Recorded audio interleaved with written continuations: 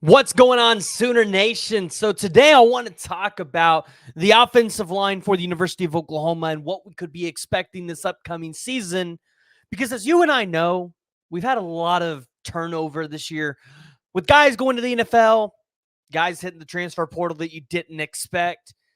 And so Bill Bedenbaugh's kind of had to go out and he's had to piece together an offensive line that throughout the spring and the summer and fall camp might be able to go out there and compete with each other at a high level, push each other, and drive each other to be the best they could be. So I kind of want to talk about the guys that we got and realistically where we could see this offensive line go. Who's going to potentially be the stars in this offensive line? That's what I want to hear from y'all. So if you haven't already, thank you guys for tuning into the PG show where we talk about all things Oklahoma athletics. And if you guys haven't already, make sure you hit that like and hit the subscribe button. We're on pace to 10,000 subscribers, and I want you guys to be a part of this community. But again, today we got to talk about this offensive line because it's been the topic of conversation amongst you and I.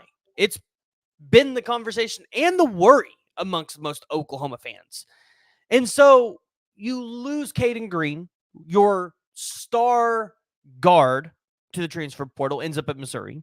You obviously lose Guyton, you lose Rame, you lose Rouse.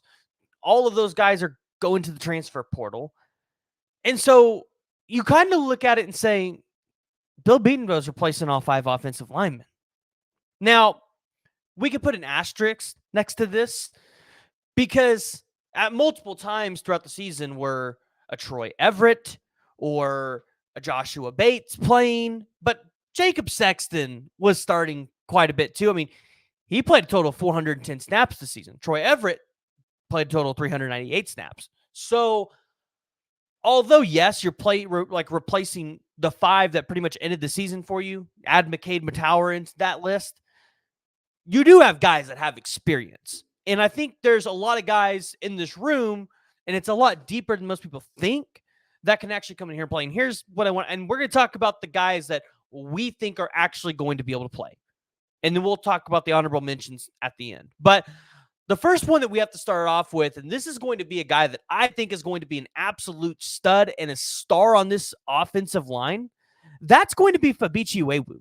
And I know a lot of people were not super excited when we picked up Fabi here, but I'm going to go ahead and I'm going to share with you guys the PFF grades, and you guys can help understand kind of what we're all seeing and why we're excited, right? A 316-pound sophomore.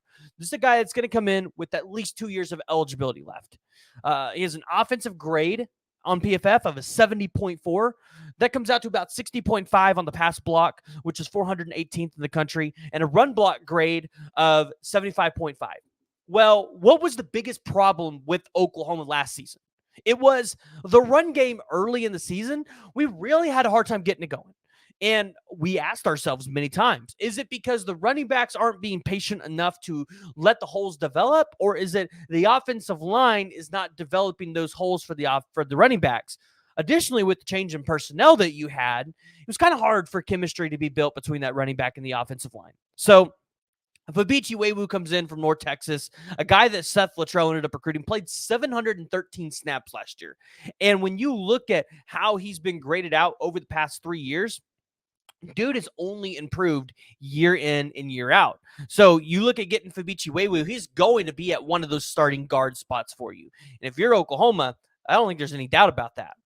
But then you look at another high-profile guy that we got in the portal in Spencer Brown at the tackle position, right?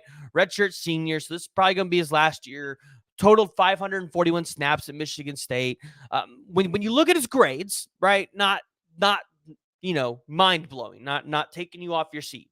In 2020, he had a 45.9. 2021, he had a 71.8, and then 61.7 and 62.1, right? So his best year was in 2021. Pass block grade is 63.7 and run block grade is 61.6. Spencer Brown, though, probably has a lot of upside. When you look at his explosiveness and how he plays and how he blocks, Spencer Brown is a guy that if he's able to refine that a little bit and not be as aggressive and getting some stupid penalties, then this is a guy that you're going to see Bill Bedenbaugh take to the next level. I'm not saying he's going to be a first-round guy, but he could definitely be a day 2 or a day 3 pick if he just comes out here and really balls out this season. And then you got a guy like Michael Tarquin, right? This was a guy that Oklahoma has wanted for a while because you saw him get an offer from Oklahoma, and Oklahoma almost got the commitment when he transferred out of Florida, where he ranked as the 96th best tackle in the country. Offensive grade at 62.8, pass block grade at 59, run block grade at 58.9 last year USC. And these numbers are an understatement of how talented he is because USC was just using him all wrong. And so Tarquin comes into a situation where I played 331 snaps last season for a USC team that really offensively just wasn't that great. They were playing me in the wrong position. I wasn't going to get to where I needed to be in that USC offense. So he comes to Oklahoma. Bill Bedenbaugh surely will make him a starter on that offense somewhere. And with the talent that he has in the upside, Oklahoma fans, you and I should feel really good about this. But then I look at a guy like Garen Hatchet. Garen Hatchet at 6'4", 300 pounds, is a sophomore out of Washington, right? 2022, 72.6 grade. Last year, 59.8, 41st among guards at his position. Garen played in 12 games, started the last 4 for Washington. And when you go watch Washington film, they really tried to utilize him as much as possible all across the offensive line. And I really think that if Garen Hatchet was that athletic, they were putting him in as a run block tight end or a pass block tight end sometimes just to get him on the field. I think although he might not be 100% bona fide a starter next season, which I think he definitely could be, he's just not bona fide there yet. I think you see Garen Hatchet as a guy that in Bill Bedenbaugh's development scheme could end up being a really good player for Oklahoma. And he could be a day 2 or a day 3 draft pick here. So really like what we got in Garen Hatchet. Again, I want to shift back to some of the guys that were here, right? Because we can't forget about some of those offensive linemen. This is going to be one of the guys I am most excited to see. And that's going to be Jake Taylor at the tackle position. 6'6", 312 pounds, sophomore. Pass block grade is 69 this year, right? So Jake Taylor is very efficient when it comes to pass block. Run block grade 52.6 obviously has room to improve there. There was high hopes with him coming out of high school. So I look at some of the guys in this room that are here already, and I think Jake Taylor could be a guy that we all look at and say, for current guys that have been in Bill Bedenbaugh's system, they've been in the program, they've been in the strength and conditioning, Jake Taylor outside of Sexton and Troy Everett, who have been starters, he might be the one that could boom for Oklahoma, and everybody could be like, wait, we had that dude last year? That's kind of how I feel. You guys can have to let me know if you guys feel the same way. But then you got Troy Everett, right? And a lot of people are not sold on Troy because of his height, and he was getting beat last year a couple times. But overall, in the pass grade screen, 75.2 pass block grade. It was 169th in the country, right? Run block, area to improve. But he went between guard and center. But ideally, you look at Troy Everett as a center for Oklahoma. And that's saying a lot because you got Joshua Bates in the 2023 recruiting cycle, and he was one of the best centers in that class, right? I think he came in with a lot of expectations, but he's had a lot of things that have been holding him back. So the question is, and he's a big factor, I think, this offseason is, can he put it together? Can he go through an offseason? Can he stay healthy? And can he develop well enough to take that starting center spot from Troy Everett?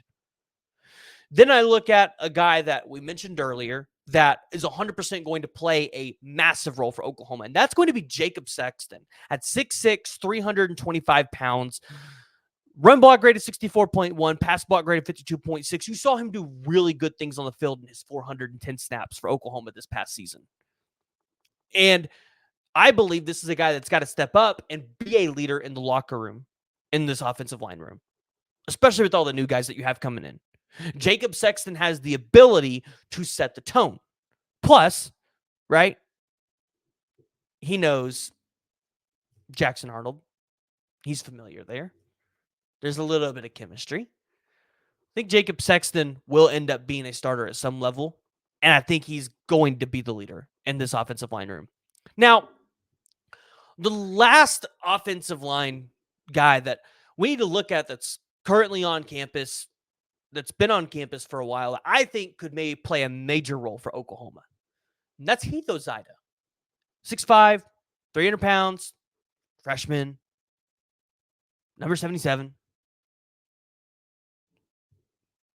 Y'all remember him?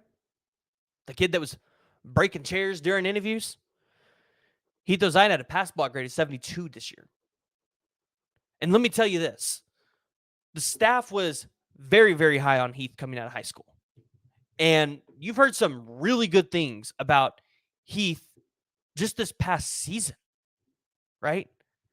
You've heard a lot of high hopes and a lot of high expectations, especially this offseason, that Heath Zida is doing what he needs to do to be able to break a tackle spot for Oklahoma.